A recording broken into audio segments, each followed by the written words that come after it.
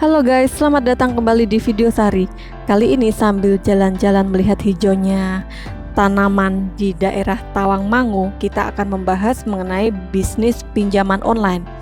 Oke, simak kasus hukum serta penjelasannya ya. Jika memang video ini bermanfaat, cukup klik like dan subscribe agar channel ini lebih berkembang dan memberikan manfaat bagi bisnis kalian. Oke, sebelum masuk ke kronologis kasus, Sari akan membuat bagannya ya untuk memudahkan kalian mengerti mengenai kasus yang Sari informasikan ini. Pada hari Senin sekitar bulan Februari 2019, teman Sari bernama Ar dan Jat turut serta melakukan dengan sengaja dan tanpa hak menyebarkan berita bohong dan menyesatkan yang mengakibatkan kerugian konsumen dalam transaksi elektronik yang dilakukan oleh Ar dengan cara sebagai berikut.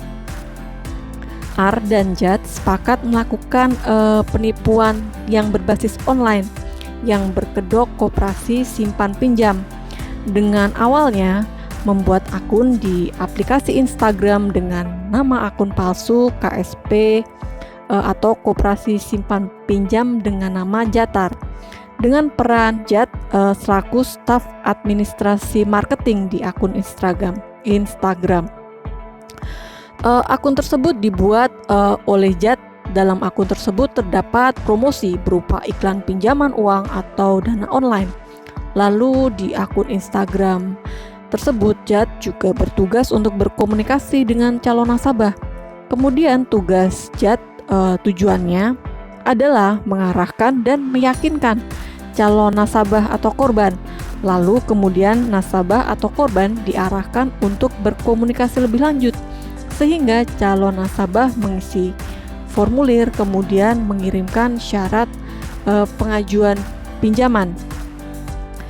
Sedangkan peran Ar adalah sebagai staf manajemen bagian pencairan pinjaman nasabah di koperasi simpan pinjam dengan tugas untuk meyakinkan calon nasabah atau korban yang dana pinjamannya ingin diajukan tersebut dapat segera dicairkan. Namun terlebih dahulu calon nasabah harus melakukan pembayaran melalui transaksi rekening berupa biaya asuransi dan biaya aktivasi rekening sekaligus pencairan dana pinjaman seperti itu. Kemudian adapun kronologis peristiwa penipuan tersebut adalah EU dalam hal ini adalah korban atau nasabah sudah memfollow akun Instagram KSP Jatar melalui pesan pribadi. Jat menawarkan kepada EU pinjaman uang di KSP Jatar dengan sistem online dan menjelaskan syarat-syarat dan ketentuan pinjaman sehingga EU tertarik untuk melakukan pinjaman 100 juta dengan jumlah pembayaran angsuran per bulannya kurang lebih sebesar Rp2.250.000 selama kurang lebihnya 4 tahun lamanya. Setelah itu Jat meminta nomor rekening Bank EU dengan alasan untuk transfer pinjamannya dan minta data lengkap EU untuk diproses. Kemudian tak lama Jat menghubungi EU bahwa berkasnya telah terinput sehingga Jat meminta kepada EU untuk mentransfer sejumlah uang untuk biaya deposit sebanyak Rp2 juta. Kemudian pada hari Senin Jat menghubungi EU untuk menghubungi atasannya yang bernama Ar dengan alasan untuk proses lebih lanjut. Kemudian meminta EU untuk melakukan transfer uang sebagai tambahan biaya asuransi sebesar 4 juta dan EU pun langsung mengirimnya. Selanjutnya hari Selasa Ar kembali menghubungi EU untuk meminta EU mentransfer uang sebesar 5 juta ke nomor Ar dengan alasan untuk biaya administrasi atau biaya proses pencairan atau aktivasi rekening. Dan EU pun percaya sehingga EU pun langsung mentransfernya dengan janji Ar akan segera mencairkan pinjamannya. Bahwa akibat perbuatan Ar bersama dengan Jat yang melakukan penipuan melalui media sosial dengan sistem pinjaman online, EU telah mengalami kerugian sebesar kurang lebihnya 11 juta rupiah. Kemudian yang menjadi pertanyaan adalah, apakah R dapat dipidana? Oke, di video ini Sari akan membahas tindakan R saja ya guys. Oke, untuk menjawabnya Sari akan memberikan pasal-pasal sehubungan dengan perbuatan R, yaitu sebagaimana diatur dan diancam pidana dalam pasal 45A ayat 1 junto pasal 28 ayat 1 Undang-Undang Republik Indonesia Nomor 19 Tahun 2016 tentang perubahan atas Undang-Undang Republik Indonesia Nomor 11 Tahun 2008 tentang informasi dan transaksi elektronik, junto pasal 55 ayat 1 Kitab Undang-Undang Hukum Pidana, disebutkan di dalamnya pasal 55 ayat 1 dihukum sebagai orang yang melakukan peristiwa pidana, orang yang melakukan, yang menyuruh lakukan atau turut melakukan perbuatan itu. Kemudian di pasal 28 ayat 1 Undang-Undang tentang informasi dan transaksi elektronik, di situ disebutkan setiap orang dengan sengaja dan tanpa hak menyebarkan berita bohong dan menyesatkan yang mengakibatkan kerugian konsumen dalam transaksi elektronik.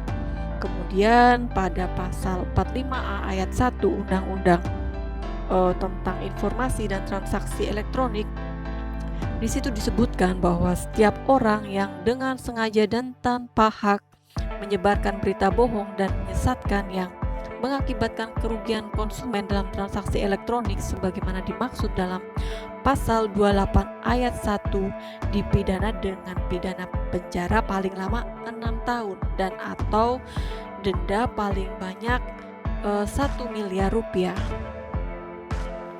Nah, kemudian berdasarkan pasal-pasal yang telah disebutkan, selanjutnya unsur-unsur pasal 45A ayat 2 junto pasal 28 ayat 1 Undang-Undang Republik Indonesia Nomor 19 Tahun 2016 tentang perubahan atas Undang-Undang Republik Indonesia Nomor 11 Tahun 2008 tentang informasi dan transaksi elektronik, junto pasal 55 ayat 1 Kitab Undang-Undang Hukum Pidana.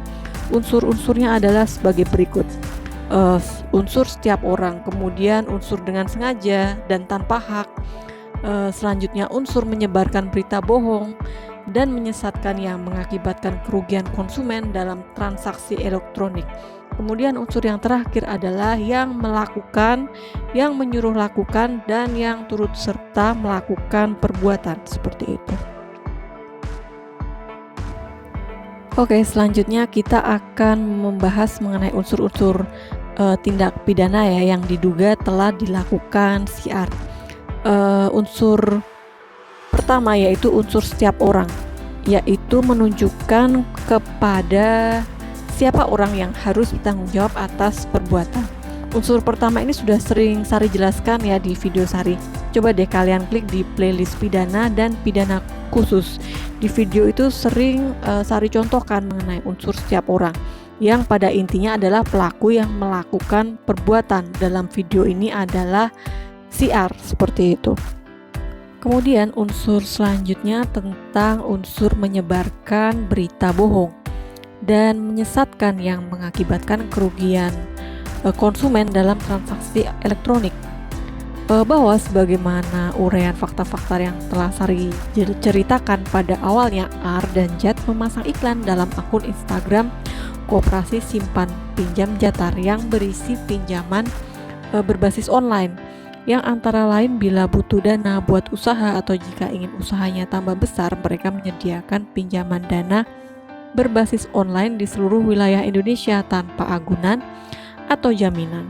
Kemudian minimal pinjaman adalah 5 juta sampai dengan maksimal 250 juta dengan syarat fotokopi KTP, KK, buku rekening, kemudian mengisi formulir pinjaman dengan batas pinjaman 1 tahun sampai dengan 5 tahun.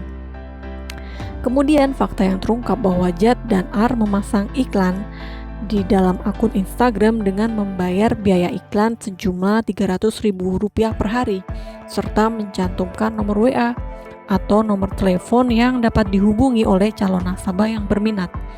Akan tetapi kemudian untuk selanjutnya uang pinjaman sebesar 100 juta yang dijanjikan tersebut tidak pernah masuk ke rekening EU, sehingga EU menderita kerugian sebesar kurang lebihnya 11 juta rupiah. Bahwa berdasarkan dari uraian yang telah Sari ceritakan, R dan Jad bersama-sama telah memberitahukan suatu kabar yang kosong dan juga menceritakan secara tidak betul suatu kejadian kepada korban bernama EU tentang perbuatan hukum berupa pinjam-meminjam berbasis online yang R bersama-sama dengan Jad iklankan melalui akun Instagram dengan nama akun KSP Jatar. Kemudian atas iklan pinjaman berbasis online yang disebarkan oleh Jad dan R tersebut telah menyesatkan korban bernama EU dan mengakibatkan kerugian terhadap EU sejumlah kurang lebihnya 11 juta rupiah. Nah, atas dasar peristiwa tersebut dengan demikian unsur menyebarkan berita bohong dan menyesatkan yang mengakibatkan kerugian konsumen dalam transaksi elektronik telah diduga terpenuhi ya secara hukum.